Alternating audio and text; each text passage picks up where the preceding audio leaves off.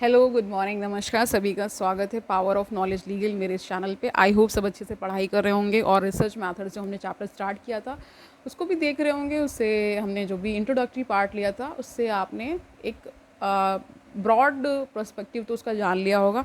आज हम इसी में एक छोटा सा टॉपिक ले रहे हैं, डिडक्शन और इंडक्शन क्या होता है इसके बारे में जान लेते हैं। फिर इसके ही कंटिन्यूशन में रहेंगे, छोटे छोटे टॉपिक्स को लेकर आते रहेंगे ताकि आपका कम समय में ही बहुत ज़्यादा आप ज्ञान अर्जन कर पाएँ। तो देखिए डिडक्शन एंड इंडक्शन क्या होता है, ठीक है। These are two epistemological approaches towards research in sociology. तो इनको क्या कहा जा रहा है कि ये दो ऐसे कह सकते हैं रिसर्च में ये यूज़ होते हैं ना, मेथड हैं और इनका यूज़ होता ही होता है, ठीक है। Inductive research involves search for the pattern from a set of observations and ultimately concluding the outcomes as theories, ठीक है। On the contrary, the deductive research starts with the theory derived through common sense, है ना, literature etc itself, and then moves towards observations. Inductive approach is taken when we know a very less about the social issue at the hand, hence exploratory research is always inductive. तो इसके नाम से ही आप जान रहे होंगे inductive, जहाँ पे हम एक थ्योरी ड्रॉ कर रहे हैं, डिडक्टिव मतलब उसको रिड्यूस करके एक कंक्लूजन में ला रहे हैं, ठीक है। तो इसी में बता रहे हैं कि deductive approach is use when there is already an existing knowledge base, ठीक है। Confirmatory research is generally deductive. Qualitative और interpretivist sociology more frequently use inductive reasoning, where an investigator takes time to make repeated observation of the phenomena under study to get a better understanding of the phenomena under observation. Scientific method may use any of these two approaches for social research. तो कह रहे हैं जो scientific method है ये दोनों ही में से किसी को भी यूज़ कर लेता है, डिडक्टिव या इंडक्टिव, ठीक है। आप जान पा रहे होंगे इन सब चीज़ों को, ओके। अब आइए यहाँ पे डिस्क्रिप्टिव रिसर्च डिज़ाइन को जानते हैं। हमने एक्सप्लोरेटरी रिसर्च डिज़ाइन तक जाना था ना। It is aimed at providing accurate descriptions of variables relevant to the problem under consideration and it is generally used for preliminary and exploratory studies. It is most frequently used research method in comparison to an exploratory research study. Descriptive studies more formal and less flexible. तो इसको मोर formal यानी कि थोड़ा सा ये informal से formal है और फ्लेक्सिबल कम है। भाई जहाँ फॉर्मल चीज़ है वहाँ फ्लेक्सिबिलिटी कम हो जाती है ना। इट में involve both qualitative and quantitative information and hence can be used for both positivist and non positivist research. Participant observers like Radcliffe Brown का नाम आपने सुना होगा, बहुत बड़े सोशोलॉजिस्ट हैं, employed such methods to describe the primitive communities, ठीक है। Some of the commonly used technique under this study या category are panel research design और longitudinal research, और एक होता है क्रॉस सेक्शनल डिज़ाइन। तो पहले देख लीजिए longitudinal research और panel research design। तो ये क्या है, also known as longitudinal research. The panel design involves the continual or periodic information collection from a fixed panel or sample of respondents, यानी respondents के ही रिस्पॉन्स को लेते हैं, उनको कलेक्ट करते हैं ना और फिर एनालाइज करते हैं। The longitudinal analysis involves repeated measurements of the same variables to facilitate a variety of inferences to be drawn about the behavior of the elements of the panel.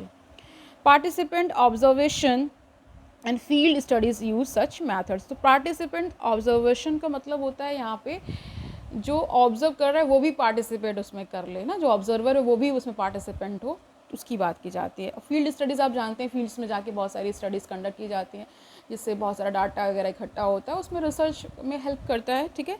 दूसरा इन्होंने बताया क्रॉस सेक्शनल डिज़ाइन। तो इसमें क्या बता रहे हैं, cross sectional studies aimed at taking a one-time stock of the situation or the phenomena in which the decision maker is interested. Cross-sectional designs give the picture of the situation at a given point of time. तो ये समझ पा रहे होंगे।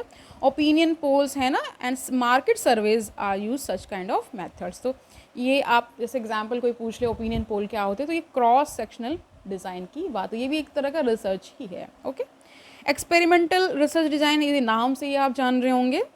तो in an experimental design, the researcher actively tries to change inputs like the situation, circumstances or experience of participants, है ना, which may lead to a change in behavior or outcomes for the participants of the study. Its objective is to establish the causality between the dependent and the independent variable and test a hypothesis. The participants are ideally randomly assigned to different conditions and variables of interest are measured. This is done to eliminate all extraneous variables.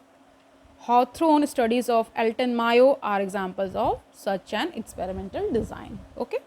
This is a method which is most often associated with the natural sciences, in which we change variables in a controlled environment, and this design is the most difficult to use in sociology. तो कह रहे हैं इसको थोड़ा सा मुश्किल पड़ता है सोशियोलॉजी में इसको यूज़ कर पाना, ठीक है. As a result modified experimental designs are used as it is very difficult to have a control groups in sociology.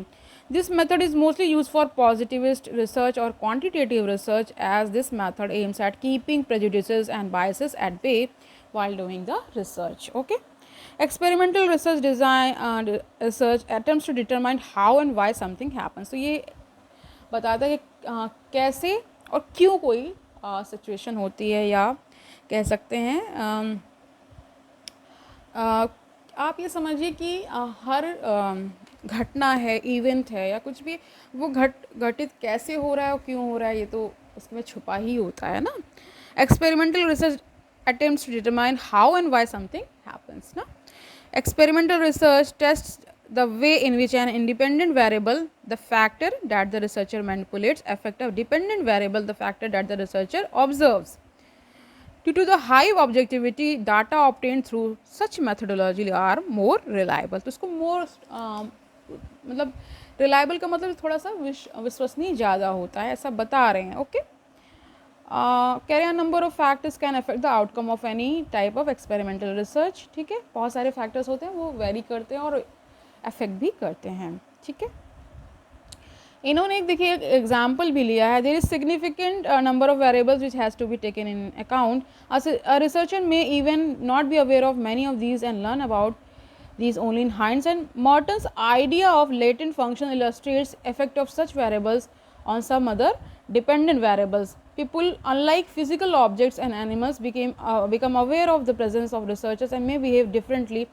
Hawthorne effect, a conclusion drawn by Mayo in his famous behavioral experiment, exemplifies such phenomena. ठीक है. अब comparative में आ जाइए. comparative method क्या होता है?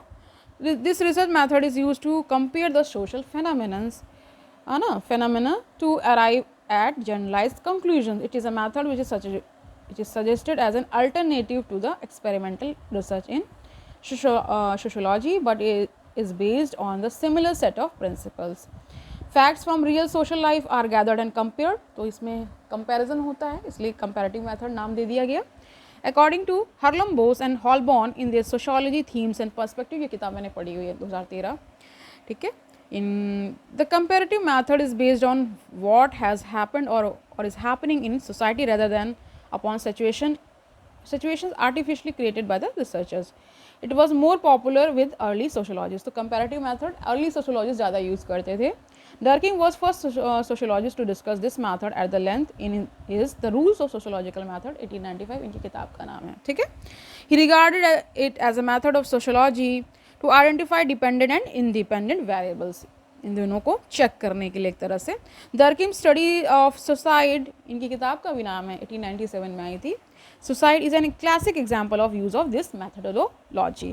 Max Weber, ठीक है, मार्क्स यानी कार्ल मार्क्स और वेबर मैक्स वेबर की बात हो रही है, also use this method. Similarly, Ginsburg used this method in the study of primitive societies.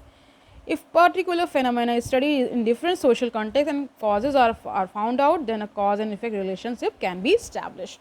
Okay, तो आज के लिए इतना ही रखते हैं. इसके कंटिन्यूएशन में रहेंगे. कल हम करने वाले हैं quantitative and qualitative research methods. ठीक है, आराम से पढ़ते रहिए, इन छोटे छोटे टॉपिक्स को भी जानते रहिए, आपके ज्ञान में एक एडिशन ही होगा. कल मिलते हैं, तब तक आनंद से पढ़िए.